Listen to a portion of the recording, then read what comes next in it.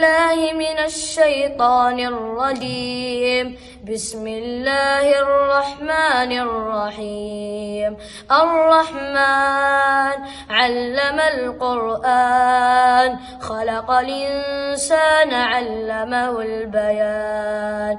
الشمس والقمر بحسبان، والنجم والشجر يسجدان. والسماء رفعها ووضع الميزان، ألا تطغوا في الميزان، وأقيموا الوزن بالقسط ولا تخسروا الميزان.